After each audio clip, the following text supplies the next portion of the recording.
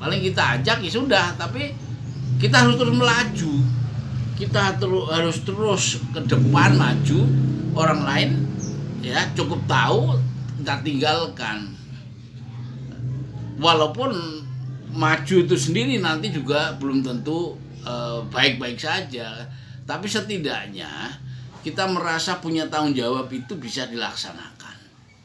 Nah, walaupun tidak mudah, tapi perjuangan untuk melakukan upaya-upaya pemberdayaan ekonomi di kaum Nahdien itu sekali lagi butuh kesadaran tinggi, karena sentimen agama itu tidak cukup, sentimen kelompok atau komunitas NU tidak cukup.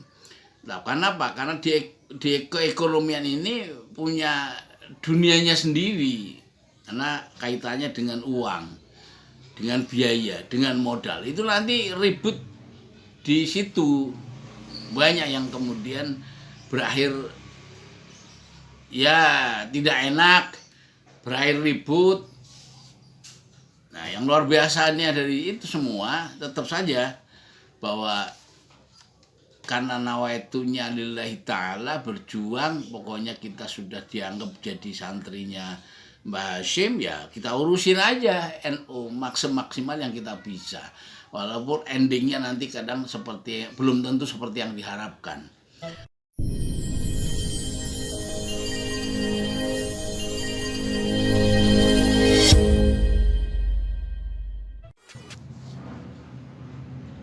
Bismillahirrahmanirrahim. Assalamualaikum warahmatullahi wabarakatuh. Salam sejahtera, sehat selalu. Doa kami menyertai Anda, mudah-mudahan selalu berkelimpahan rezeki. Allahumma amin.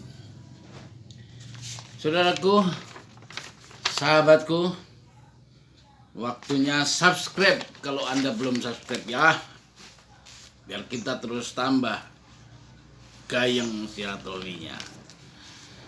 Ini saya ngebahas soal NU lagi, terutama di bidang ekonomi yang menjadi bagian dari tugas saya di Lembaga Perekonomian Nahdlatul Ulama Jakarta Timur. Jadi saya selalu ngupas problem keekonomian Nahdlatul Ulama karena semangatnya para aktivis, para pengurus LPNU atau para pengurus NU pada umumnya sedang struktural itu bergairah sekali dalam ingin mengembangkan ekonomi NU. Tapi pertanyaan besarnya adalah ekonomi NU yang modelnya seperti apa yang mau dikembangkan. Nah, itu yang masih mencari rumusan, mencari bentuknya. Namun yang sebelum itu saya ingin soroti satu hal tentang sumber daya manusia yang ada di NU, wabil khusus di bidang ekonomi. Jadi kalau kita mencari orang-orang yang ada di aktivis Nahdlatul Ulama, keinginannya, harapannya, cita-citanya untuk bisa mengembangkan ekonomi Nahdlatul Ulama itu sangat tinggi, karena melihat fakta jamaah NU ini ratusan juta. Tentu ini menganggap sebagai sebuah sosial kapital yang sangat besar.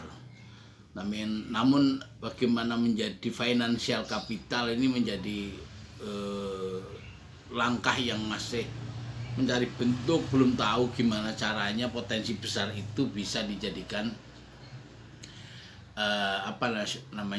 financial capital. Karena salah satu tugas dari LPNU itu kan memberdayakan masyarakat, khususnya pemberdayaan ekonominya, supaya warga Nahdien sejahtera atau warga Nahdien bisa setidaknya mandiri, organisasinya tidak bergantung kepada proposal atau sumbangan pihak ketiga.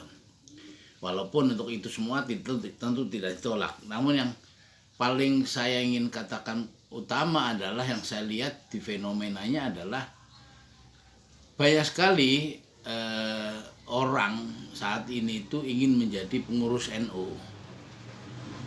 berbondong-bondong orang ikut pelatihan atau pengkaderan dan sejenisnya lah ya. Itu diikuti berbondong-bondong oleh berbagai kalangan ya, akademisi, profesor, bahkan pejabat DPR, semua sekarang berdebat, berebut ya, apalagi kalau pelaksanaannya adalah MKNU, Madrasah Kader Nahdlatul Ulama ya, itu ramai sekali itu pelaksanaan seperti itu, atau PKPU NU, PKPNU ya, PKPNU itu juga banyak sekali yang ikut seperti itu. Semua ingin menggairahkan Nahdlatul Ulama. Sekali lagi secara organisasi memang ini sangat seksi, ini sangat strategis, pengaruhnya kepada publik, pada masyarakat pada umumnya itu juga sangat besar. Namun ada keinginan bersama untuk membuat kemandirian ekonomi Nahdien, ya, mensejahterakan warganya lewat unit-unit usaha yang diupayakan untuk dibentuk seperti koperasi, perseroan terbatas, dan lain-lainnya. Itu masih belum menemukan hasil yang ideal seperti yang diinginkan. Salah satunya adalah hal yang paling krusial di sini adalah SDM, sumber daya manusia yang concern betul ngurusin ekonomi Nahdien itu tidak ada, atau sedikit lah ya. Karena apa? Karena konsekuensinya ngurusin ekonomi NU itu harus fokus, ya, harus fokus, waktunya tersita, bahkan biayanya tersita, pikirannya tersita, semuanya totalitas harus fokus supaya unit usaha yang didirikan itu bisa berjalan. Sementara pada saat yang bersamaan banyak orang yang pengen jadi pengurus NU ya hanya ingin numpang nampang. Ya, paling banter nanti rebutan kalau habis konferensi cabang atau pergantian reorganisasi dan sebagainya. Itu banyak orang yang pengen jadi pengurus, ya. Semua ingin dicantumkan sebagai pengurus, dan kegiatan yang paling mereka senang ya pelantikan. Pada saat pelantikan semua nampang, semua muncul, semua berebut ya tampil di depan, paling berakhir nanti dengan ditindaklanjuti kalau memang pengurusnya concern rapat kerja. Rapat kerja bersama ini masih banyak ikut itu ya, tapi kalau sudah diputuskan rapat kerja ini adalah membuat unit usaha koperasi, ditunjuklah orang-orangnya, ditunjuklah SDM-nya, ditunjuklah pemainnya, atau disepakati siapa orangnya. Nah, tentu kan harus melakukan tindakan-tindakan yang bisa untuk misalnya mengurus akte notaris, kelembagaan unit usaha ini seperti apa, badan hukum ini seperti apa, ini diurus. Oke, dari sisi biaya saya kira nggak ada masalah, karena semua biaya itu biasa ditanggung.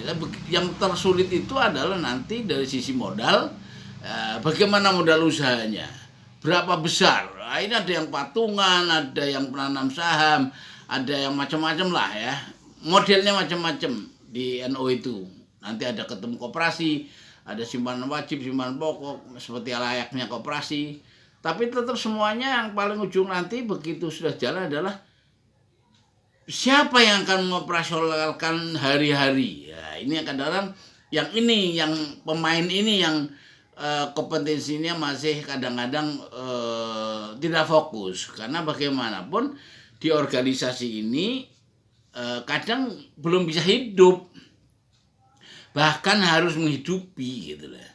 Saya selama menjadi ketua LPNU Jakarta Timur itu sudah hampir 4 tahun ya, yang ada pengeluaran biaya yang kita kita sumbangkan untuk bisa semua program yang kita rencanakan berjalan dengan baik.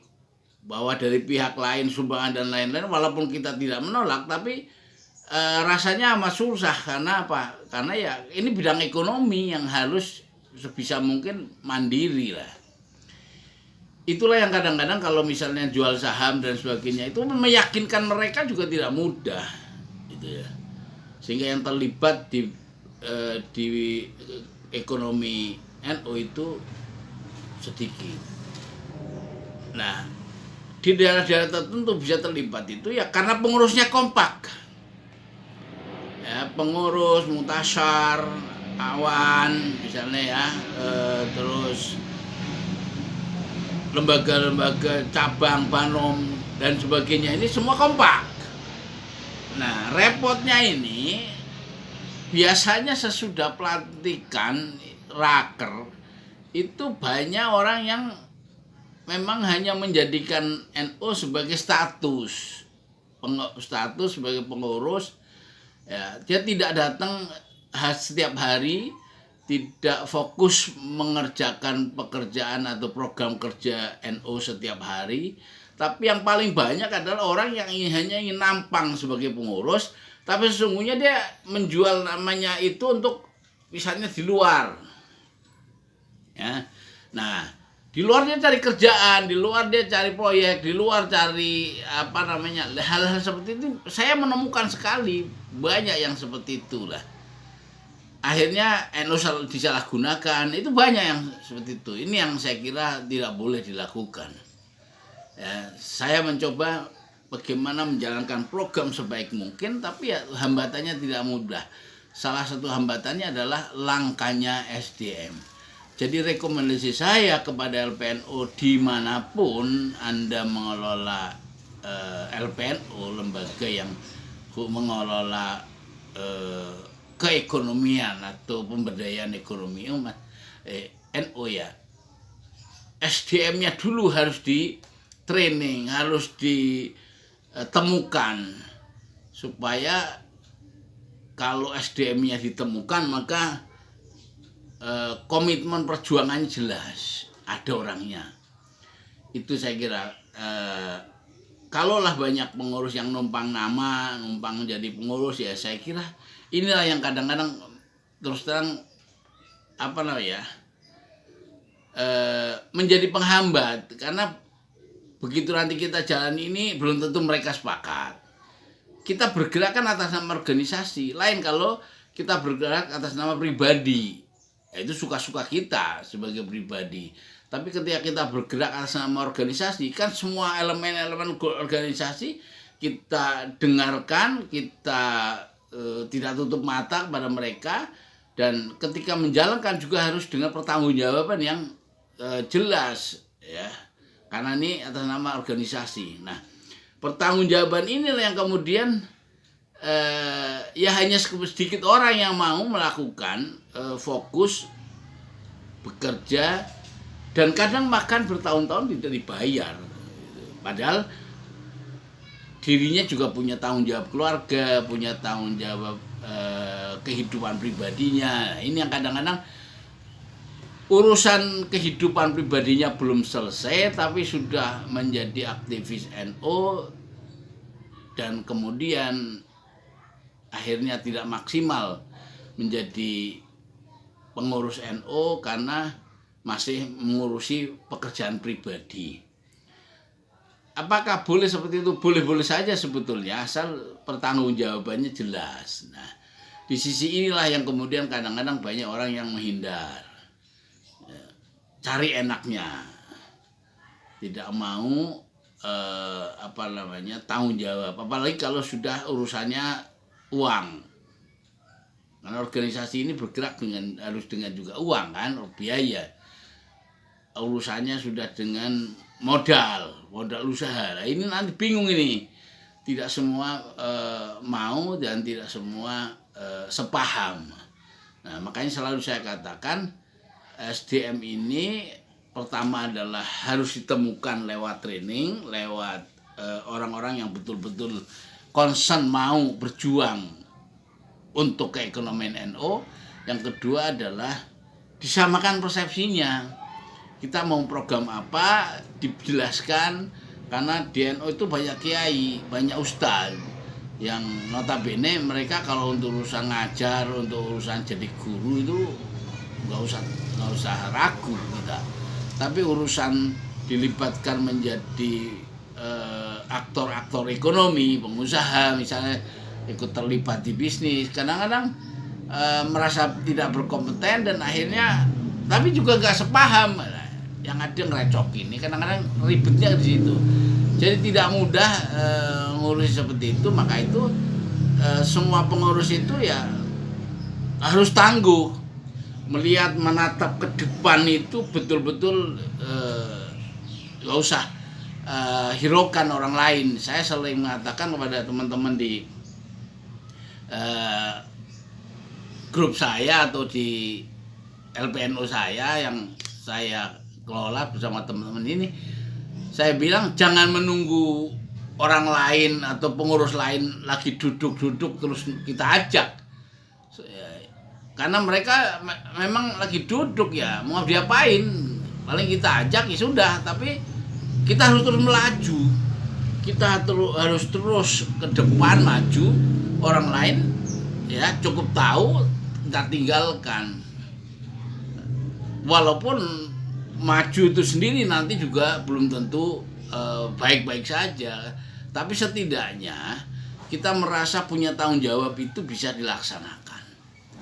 Nah, walaupun tidak mudah, tapi perjuangan untuk melakukan upaya-upaya pemberdayaan ekonomi di kaum Nahdien itu sekali lagi butuh kesadaran tinggi, karena sentimen agama itu tidak cukup, sentimen kelompok atau komunitas NU tidak cukup. Nah, karena apa? Karena di keekonomian ini punya dunianya sendiri, karena kaitannya dengan uang, dengan biaya, dengan modal. Itu nanti ribut di situ, banyak yang kemudian berakhir ya tidak enak, berakhir ribut. Nah, yang luar biasanya dari itu semua tetap saja bahwa karena nawaitunya lillahi ta'ala, berjuang, pokoknya kita sudah dianggap jadi santrinya Mbah Hashim, ya kita urusin aja NU maksimal yang kita bisa. Walaupun endingnya nanti kadang belum tentu seperti yang diharapkan. Tapi jalan terus, maju terus, jangan berhenti, terus menatap ke depan, fokus, yakin kita pasti bisa. Jalan berliku, jalan berbelok, jalan berterjang, pasti ada halangan, ada halang rintang, terjang terus.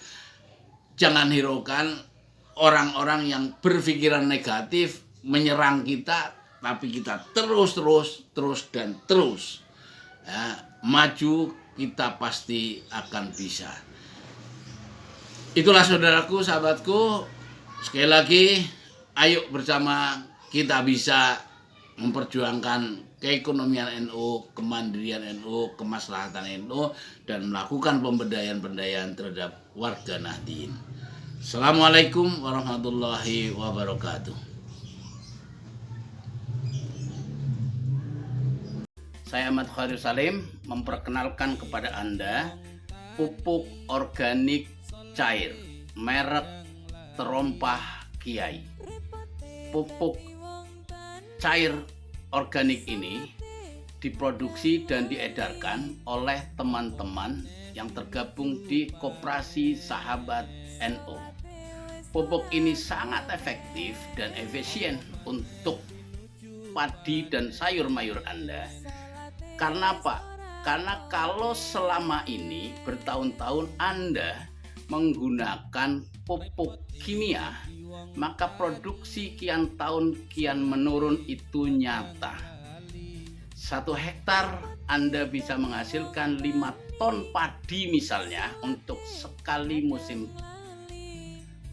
Maka ketika Anda berubah dengan menggunakan pupuk organik cair ini, maka insya Allah wasilah doa para kiai, pupuk organik Terompah Kiai ini akan merubah penghasilan Anda menjadi 6-7 ton dalam sekali musim panen. Bahkan pada tahun ketiga, ketika Anda menggunakan pupuk ini terus-menerus, maka akan memperoleh kestabilan produksi di angka 8-9 ton sekali panen dalam 1 hektar sawah padi Anda. Kenapa begitu? Karena berdasarkan hasil riset dan demplot kita pada tahun-tahun terakhir ini, tanah Anda yang sudah menggunakan pupuk ini itu kian tahun kian subur. Unsur hara semakin banyak sehingga gembur, produktivitas akhirnya sangat meningkat. Buat Anda yang ingin menjadi bagian dari bisnis ini, silakan menjadi reseller, hubungi kami. Kami siap bermitra dengan Anda untuk mengembangkan bisnis ini di kota-kota Anda. Dengan cara begitu maka ini usaha dan ikhtiar kita untuk menjadi bagian dari usaha meningkatkan ketahanan pangan nasional kita, dan dengan wasilah ikhtiar ini mudah-mudahan keluarga kita, masyarakat kita kian sejahtera karena produktivitas yang kian menarik, kian meningkat. Pupuk cair organik terompah Kiai cocok buat Anda.